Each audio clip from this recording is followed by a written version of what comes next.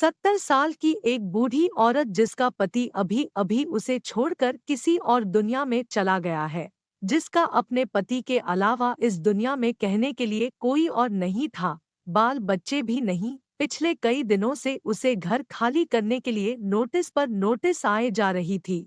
उसने अपने जानने वालों और रिश्तेदारों से कई बार मदद के लिए गुहार लगाई, लेकिन सिर्फ नाम के लिए ही उसे के अपने उसकी शिकायत पर ध्यान नहीं देते।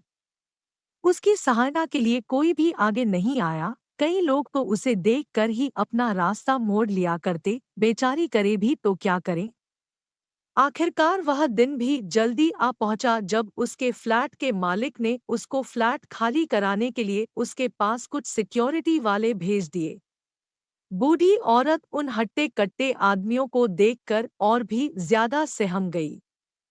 वो उनके आगे गिड़गिड़ाने लगी, उनके पैर पकड़ लिया और कहने लगी उसे सिर्फ 2 दिन की मोहलत दे दी जाए, वो कुछ भी करके अपने लिए रहने के लिए कोई और जगह की तलाश कर लेगी। मगर भाड़े के वो आदमी उसकी एक बात सुनने को तैयार नहीं थे। जब सिक्योरिटी वाले उस बूढ़ी औरत को धक्का मार के निकलने ही वाले होते हैं, तभी पीछे से एक आवाज आती है, खबरदार, जो इस अम्मा को किसी ने हाथ भी लगाया तो इन्हें इन्हीं के घर से कोई नहीं निकाल सकता। सिक्योरिटी वाले हैरानी से उस आदमी को देखते हैं और पूछते हैं कि तुम्हारा मतलब क्या है। तब वह आदमी उस फ्लैट के पेपर दिखाता है जिन पर उसी बूढ़ी औरत का नाम होता है। वह उन्हें तुरंत वहां से निकल जाने के लिए कहता है। पेपर देखकर वह सिक्योरिटी वाले वहां से निकल जाते हैं। यह सारी घटना बूढ़ी औरत बड़े अचंभे में देखती रहती है। सबके जाने के बाद बूढ़ी औरत उस आदमी से पूछती है कि बेटा, मैंने तुमको नहीं पहचाना, लेकिन मैं इतना जरूर कहूंगी कि तुम आज मेरी जिंदगी में भगवान की तरह आए हो। तब उस आदमी ने अपनी पहचान देते हुए उस बूढ़ी औरत से कहा, याद कीजिए, माजी 20 साल पहले आप और आपके पति एक मंदिर आए थे। वहां पर एक छोटा बच्चा आपसे स्कूल में भर्ती होने के लिए भीख मांग रहा था। आपके पति ने तो यह कहकर आपको मना कर दिया था कि इसको पैसे मत देना, यह नशा कर लेगा, और आगे चले गए थे। लेकिन आप वहीं पर रुक गई थी और आपने अपने पास रखे सारे पैसे उस बच्चे को दे दिए थे।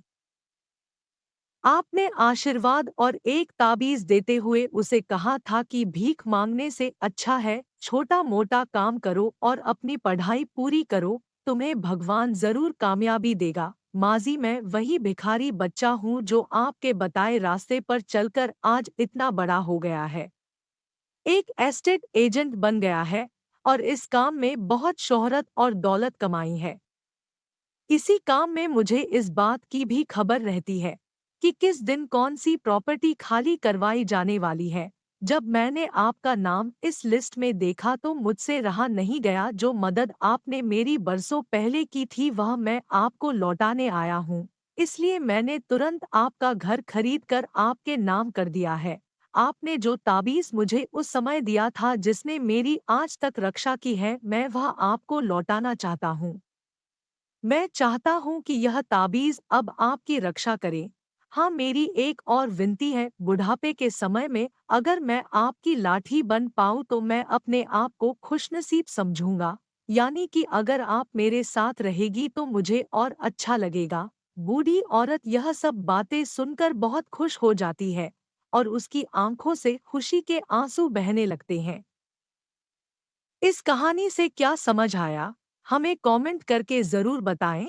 और ऐसी ही नई नई कहानियाँ सुनने के लिए लाइक और सब्सक्राइब ज़रूर कर लें।